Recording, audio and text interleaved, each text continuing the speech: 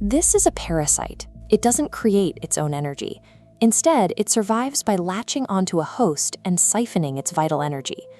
We typically view narcissism through this same lens, as a purely personal flaw.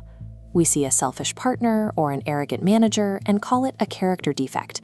But narcissism functions more like an extractive logic.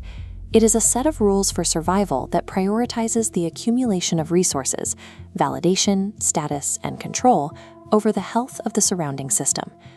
To understand why this logic has become a global threat, we have to look at how it is first programmed into the individual mind.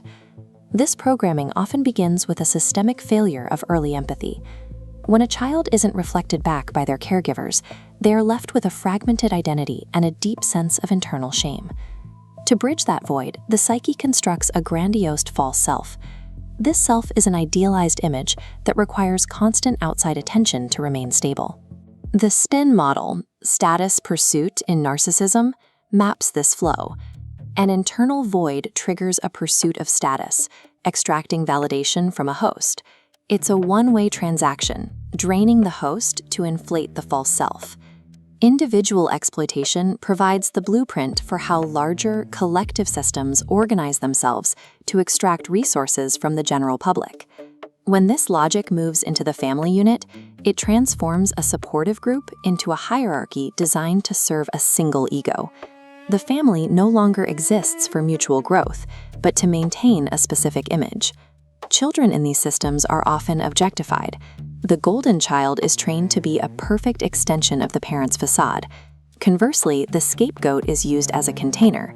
They are forced to hold all the parent's projected failures and repressed aggression, keeping the narcissistic leader's image clean. This cycle ensures that trauma is passed down. Children emerge from these families either as new parasites searching for hosts, or as hosts who have forgotten how to set boundaries.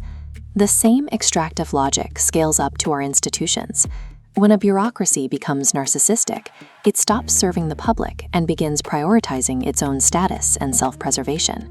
These systems use empty rituals and complex rules to mask incompetence. They employ institutional gaslighting, making the individual feel powerless for even questioning why the system isn't working. Accountability is met with DARVO. The institution denies harm, attacks the critic, and reverses roles of victim and offender. In this environment, the citizen is reduced to an object for processing, a mere data point or obstacle to the institution's self-interest.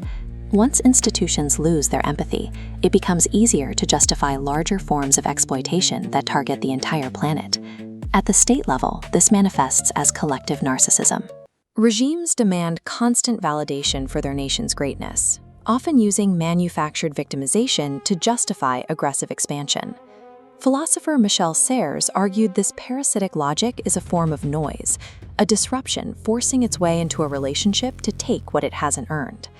We see this noise in Anthropocentrism, the idea that humanity is the center of the universe.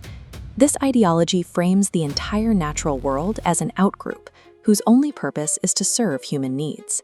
This map shows the physical result. We extract energy and minerals linearly, treating the Earth as a host with infinite resources. As the ecosystem fractures, the planet emits warning signals. But parasitic logic creates ideological noise to block these signals and continue extraction. By ignoring these signs, we are functioning as a biological parasite that is slowly killing the only host that keeps it alive. To see the end of this path, we have to look at the universe itself. Everything in the cosmos eventually moves toward disorder and decay, a process called entropy. Life is a brief rebellion against that decay. It organizes itself by extracting energy from stars and chemicals to maintain its own complexity.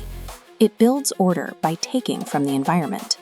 Systemic narcissism takes this basic biological need to an extreme. It prioritizes our immediate status and comfort over the physical limits of the very systems that allow us to exist. The math of the parasite is simple. If you consume your host faster than it can regenerate, you ensure your own destruction. The symptoms of this infection are all around us: rising social anxiety, a loss of public trust, and the collapse of the ecosystems we depend on for food and air. The antidote is mutualism. This is a transition toward relationships where both sides benefit from the exchange, replacing extraction with symbiosis. We can start by restoring empathy in education, democratizing our institutions to prevent the concentration of power, and building regenerative economies that give back to the planet. Survival means looking past the false ego. It means accepting our place as a dependent part of a shared world, rather than a parasite trying to rule it.